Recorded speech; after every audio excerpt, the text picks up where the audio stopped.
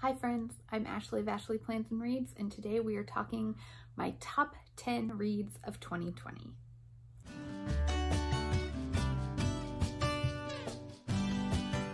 So, I am filming this the same day it's going up, Thursday, January 7th, and before I get started, I just want to acknowledge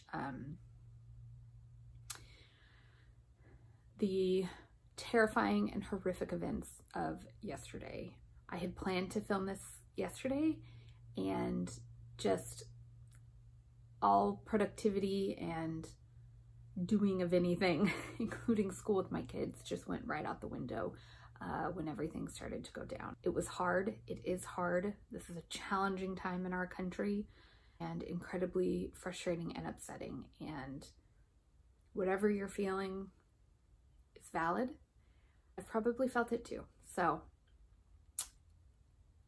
I just wanted to acknowledge that. I didn't want to just blow right past it, but I also know that talking books is self-care for me. So that's what I'm doing today. I've got my coziest cozies on, I've got a cup of tea, and we're gonna talk my favorite books from the last year. So I am gonna do this in rank order. I'm gonna go my 10th favorite to my number 1 favorite, and we will just chit-chat about them a little bit. All 10 of these books were 5-star reads. That's how they ended up being my top 10. All right, so number 10 was 5 Wives by Joan Thomas. You may remember, if you were around a while back, and if you were watching my reading videos then, I did a reading vlog on this book. It's about what is known as Operation Aka in evangelical circles. I grew up evangelical. This story, it's the story of Jim Elliot and Nate Silver and their families and the other missionaries that were with them that were trying to proselytize to this indigenous group of people in Ecuador known as, to them as the Aka. This story was myth. It was legend. I mean, it's a true story. It actually happened. These people are held up as like the icons of white evangelical missionary goodness. And the men were killed by the Aka in one of their encounters. And so this story is told from the wives' perspective, and it before, during, and kind of after the encounter and the killings. It was fantastic. I mean, think like Poisonwood Bible, but for the Jim Elliot story. It's one of those that like offers a different perspective or a different understanding on something that you might have grown up with a certain understanding or belief about. And I loved it because this, Jim and Elizabeth Elliot were the paragon of, Christian purity and Christian missions and a good Christian marriage, and like they were the pinnacle, the paragon, and the people we were supposed to model our lives after. And so I just really appreciated the perspective.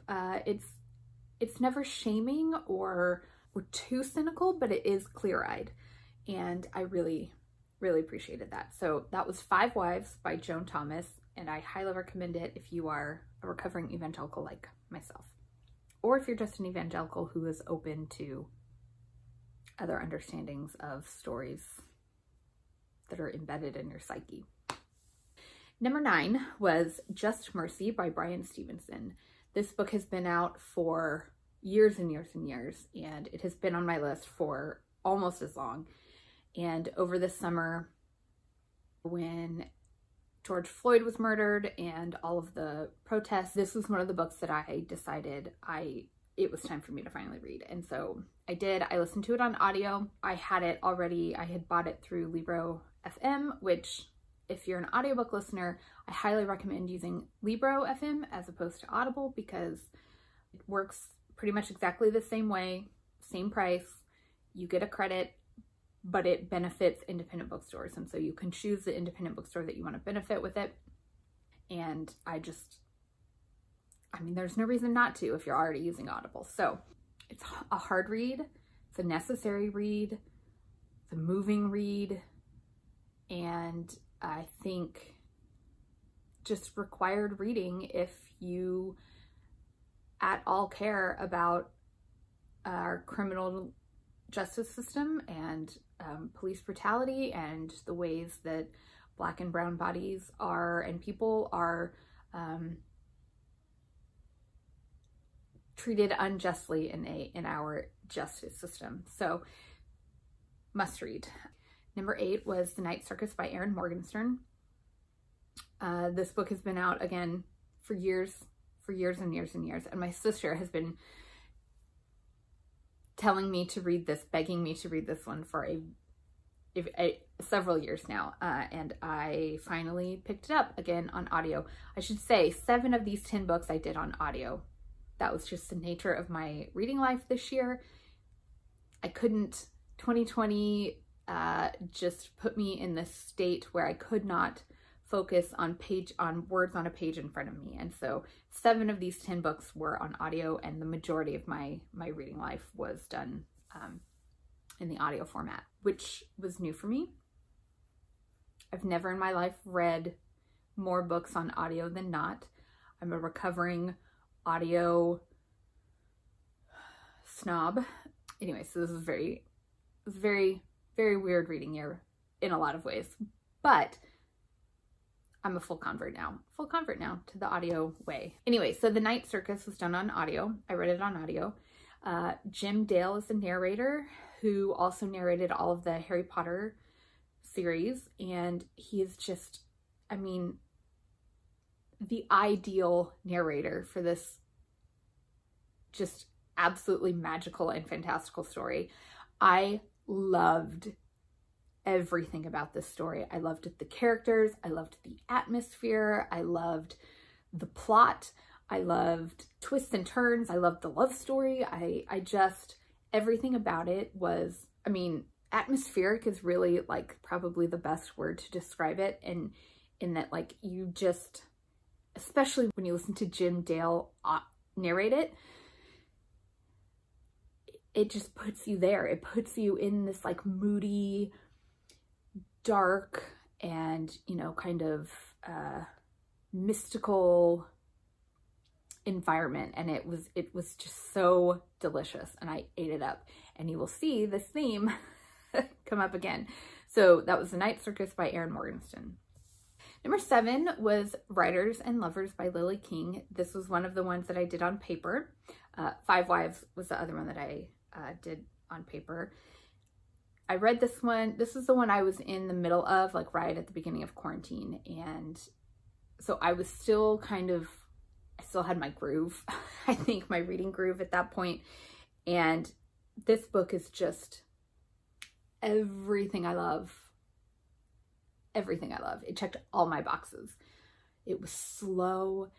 It had just enough plot to keep it moving. The main character, Casey, was just so relatable. She's a struggling writer in New York. She works at this fancy restaurant in New York City, and it's just about her trying to find her voice and who she is as a person and as a writer and as a lover. And it's about like these different lovers that she has who are also writers. She was not a perfect character, but she was incredibly root-forable, if you'll allow me that.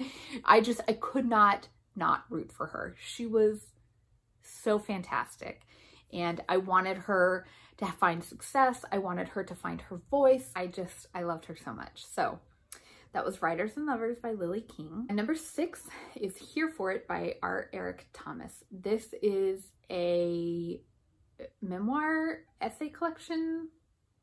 It's one of those, it's like both. And R. Eric Thomas, he's prolific on Twitter. He writes for Elle, and he's a very comedic writer, just so hilarious. And he's a Black gay man, and Christian. And this book is just about like him talking about his experience growing up as at all of these intersections and his experience now. I did this one on audio too. And he read it, and it's like so perfect hearing it like in his actual literal like voice, because it's just such a particular, his writing voice is just such a particular kind of voice. And so to hear it in his voice was really something special. And it's hilarious, it's insightful and moving. There were a couple of essays that just hit me in ways that I did not expect and did not see coming. I didn't know much about him going into reading this. I just kept seeing how and hearing how great this book was. It was just wonderful. So I highly recommend that one as well. That was Here For It by R. Eric Thomas. The cover's spectacular also. So, okay. Now we're getting into the top 5. These books, y'all. These books were so excellent. All right. Number 5, The Deep by Rivers Solomon. So I did this one on audio also, which I'm going to insist that if you decide to pick this one up, you pick it up on audio. Here's the story. Where do I even start? There's so much here. Okay. We all know David Diggs, right? Of Hamilton fame. He was Lafayette and Jefferson. Just spectacular.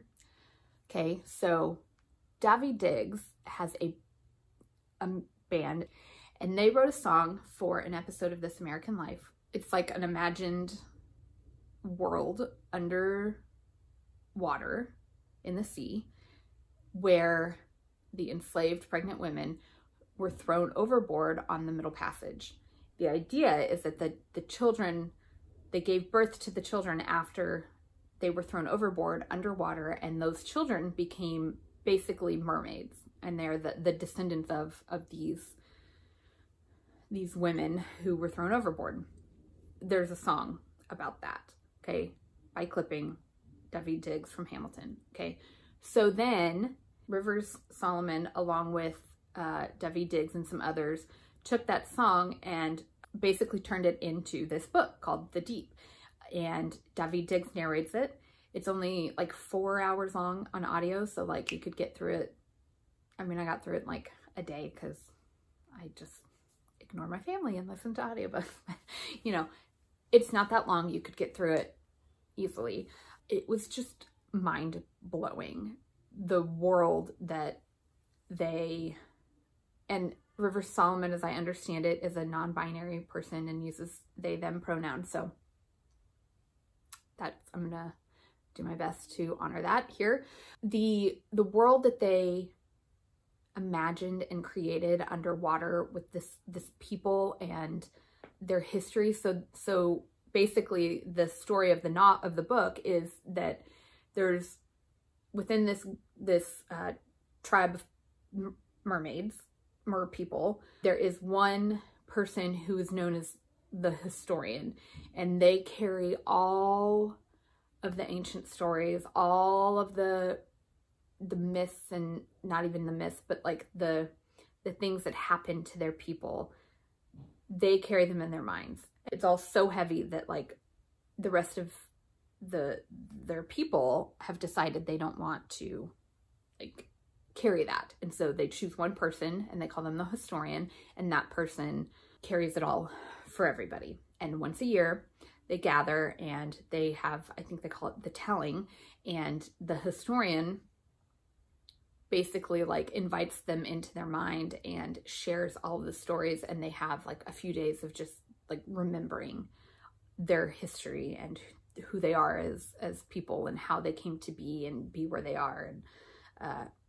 And so the current historian, it's too much for her, and so she runs away and flees this responsibility, this obligation, this role that she has, and so it just basically follows her journey and, you know, the journey of her people. And it's just, it was so unique. Like, I don't even have the words for it. It was just so good, so good. The themes of, you know, our stories are who we are, and we have to remember them, and the stories of our ancestors, the stories of our people, and those things that happened to our ancestors affect us now. And obviously it's a very specific story that they're telling here for a specific group of people, and it felt like a window into that, and it increased my understanding of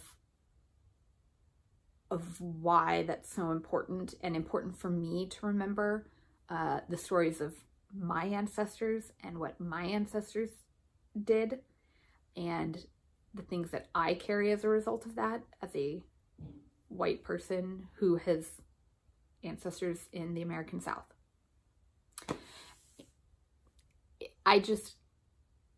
This book, it's also just a fun read. And I mean, River Solomon, as a non-binary person, like the way that they bring in gender and sexuality and all of that, but uses like mermaids to talk about it in a way that's just like, this is just how it is.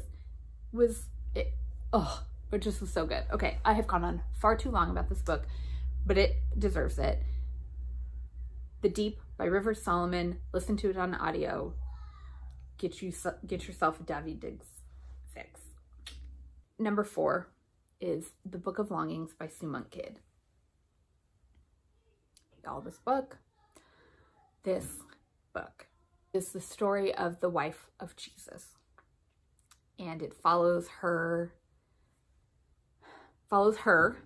okay, not Jesus, it follows her through like growing up and then meeting Jesus and then getting married, falling in love and getting married, and her role in his ministry and in his life leading up to the crucifixion, and what happens to her and the role she plays and the role that her family plays, which is just so, as a person who knows the Jesus story pretty well, the way she takes certain stories from the New Testament and, you know, moments in Jesus' life and ministry. For example, the adulteress who is about that he stops from being stoned, and when he writes in the sand, the way she uses that story as a plot point in this novel, blow your mind. The story of the woman who breaks the perfume and anoints his feet and cleans his feet with her hair. The way she weaves it into the overall plot and the story, and it was like it took my breath away, because it was, reading it was just like, oh. I mean, obviously it's fiction, but it's like, it was like for the first time someone like allowed the women in the story to like have a purpose and have meaning beyond being just the nameless woman who did the thing that then all the male disciples talked about. It just was so healing for me in a lot of ways. Again, don't have words. It was so beautiful, so deeply meaningful, deeply moving. My husband and I, he read this book also, and we talked about it endlessly. The way her story ends is just so spectacularly pitch perfect. I want to reread it right now. Right now. It was so good. The Book of Longings by Sue Monk Kidd. Okay, number 3, The 10,000 Doors of January by Alex E. Harrow. And this is not the only book by this author that you will find on this list. And yes, we only have 2 more to go after this. So this one is about a young girl who is a young girl of color. Her father basically did all the like hunting down of artifacts that this wealthy guy, white guy, is collecting. And and her father goes missing. And so she becomes the ward of this artifact collector. But she basically sets off on this like quest and this journey to find her father. She learns about who she is and who her parents were, and who her people are that she didn't know about. And it is about the power of words to create realities and to change realities, and the written word to craft whole worlds. And in this book, it's like, it's figurative and metaphorical, but it's also very literal. So there's like there's again, a fantastical element to this, and it's just an incredibly layered story, layered novel that I haven't been able to stop thinking about. And I made my husband read this one too, and we can't stop talking about it. Like, if you're a book lover, if you're a word lover, that was The 10,000 Doors of January by Alex E. Harrow. Number 2, the only one that I actually have the physical copy of right here, Know My Name by Chanel Miller. You may recall that I think at the end of October, I had said that this was on my fall TBR. Let me just say, this is the only one that I read off of that in the fall, and it took me all fall long to do it. So, as a refresher, if you don't know, Chanel Miller is the young woman who was sexually assaulted at Stanford back in 2015, I believe.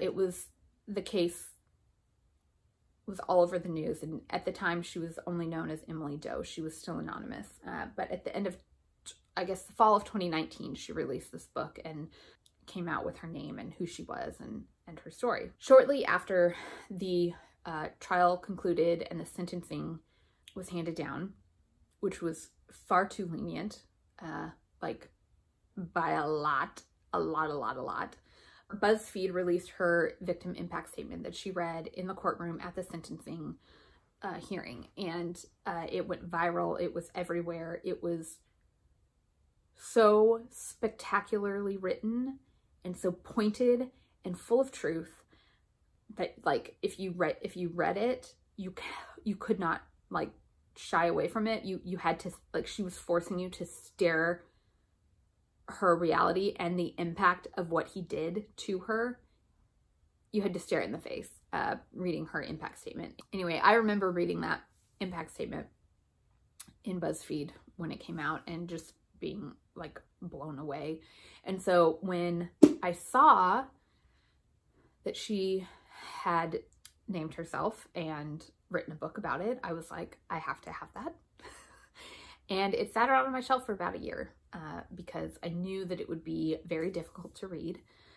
And it was. It took me 4 months to get through it because I just had to take like long breaks in between. So know that if you are a survivor, obviously major trigger warning there.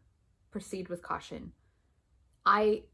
That is not a part of my story. That is not a part of, you know, what I deal with. But even for me, it was very difficult to read.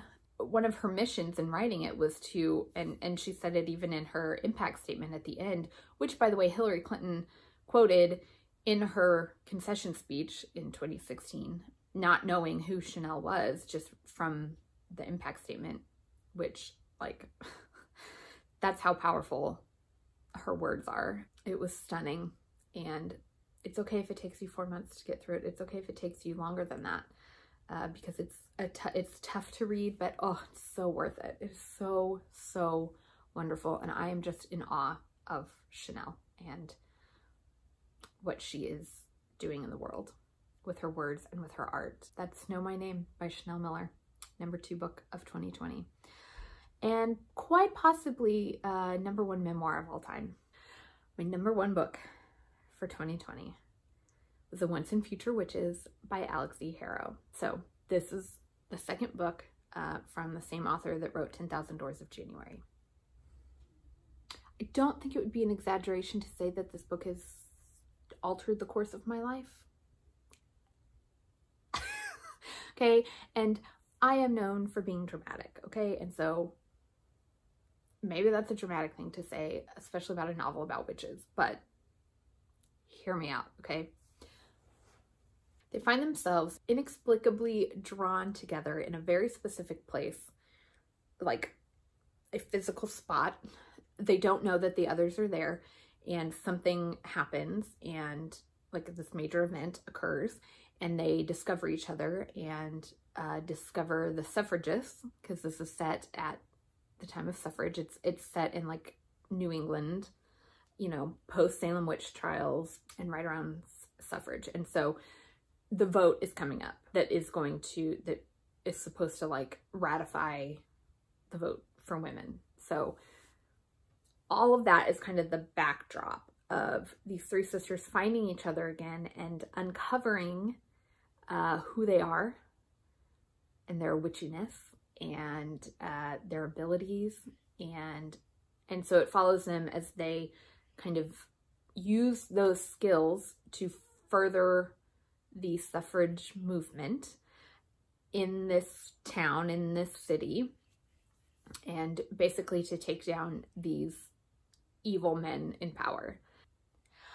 I'm having a hard time knowing how to talk about this because some of what this book uncovered in me and brought up in me is stuff that I am still working through and like trying to understand. And so it's like still really tender, and I don't really want to like blast it out on YouTube.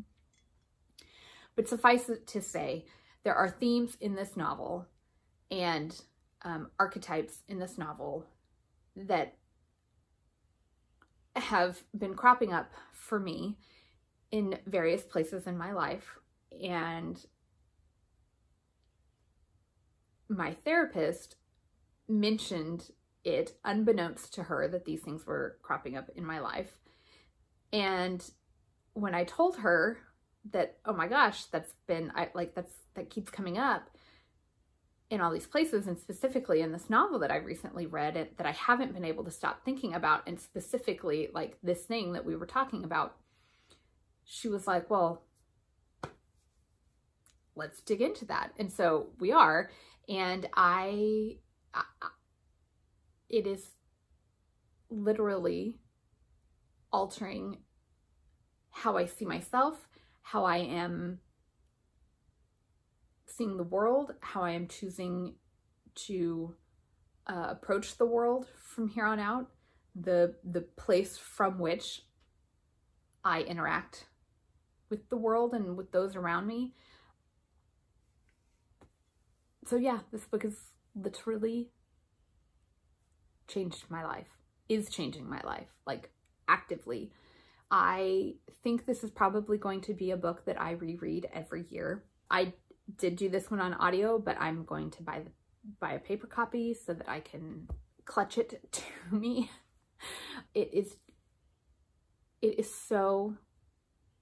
This book is so meaningful to me, and that's why it's number one. My number one read of 2020. And this is something that I have learned 3 of my top 5 books of the year. This is something I've discovered about my reading life last year. Stories that center women in times of history where women have not been centered, or they've been vilified or destroyed, or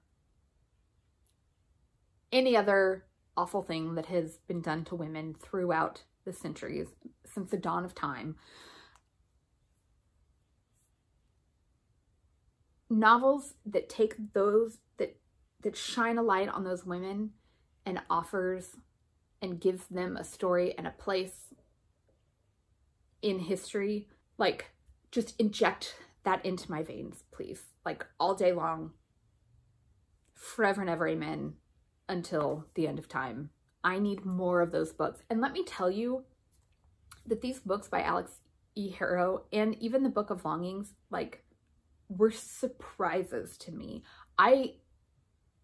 This is not what I typically pick up. It was like at all, like by a long shot. These books were such life-giving surprises.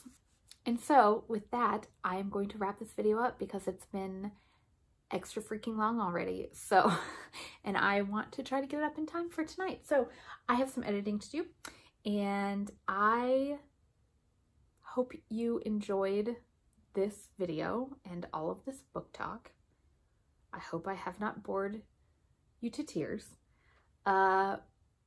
But this is what brings me joy, and I needed a little joy today. So let me know down in the comments what was your favorite read of 2020, or what was just one that like was surprising to you or that you can't stop thinking about. Just tell me something wonderful you read in 2020. And that's it. That's it for today. Thank you so much for watching. Subscribe if you haven't already. Give this video a thumbs up if you feel so inclined. And I will see you next time. Happy planning, happy reading.